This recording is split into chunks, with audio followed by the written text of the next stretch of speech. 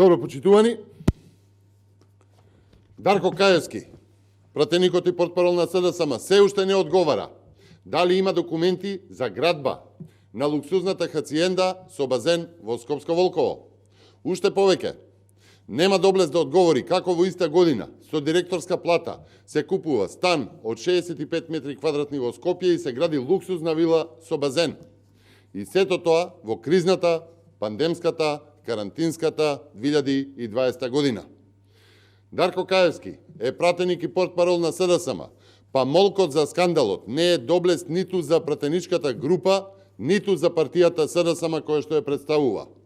Прашањето како Дарко Каевски го намножил имотот и дали има документи за градба е прашање за кое што не смеат да молчат ниту Љупчо Николовски, како екс-министер за борба со корупција, ниту пак актуелната министерка Славица Грковска за истото, сега со име за политики за добро владење.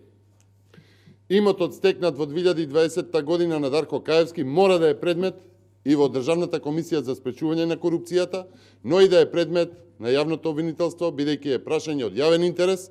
Директор на Агенцијата за млади и спорт, избран и именуван функционер со административна плата, несразмерно намножува имот, гради луксузна хациенда во медитерански стил, зашто има сомнеж дека поседува или не поседува градежна дозвола.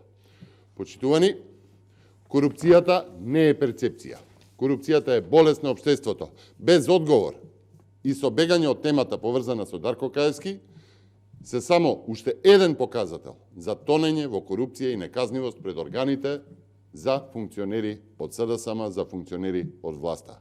Секој ден минат со СДСМ на власт е поскап за народот од предвремени парламентарни избори. Ви благодарам, дозволете ми да ви одговорам и на прашање пристигнато до прес-центарот на ВМРО ДПМН. Прашањето гласи: утрово го обвинивте Артан Груби за непотизам и партизација на Министерството за политички систем. Очекувате ли негова реакција или реакција на владата?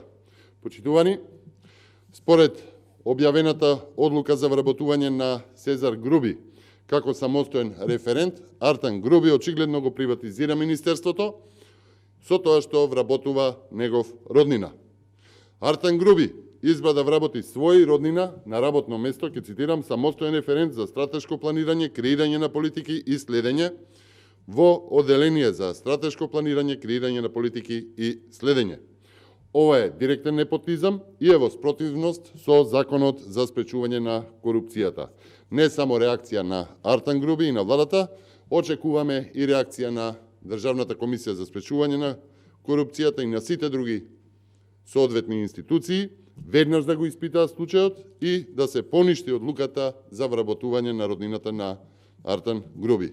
Во спротивно, наместо работа во насока на заштита на законот и институциите, ќе работат во полза на партизација и изголемување на администрацијата, што е спротивно на интересите на народот, со што ќе бидат соучесници во делото. Ви благодарам.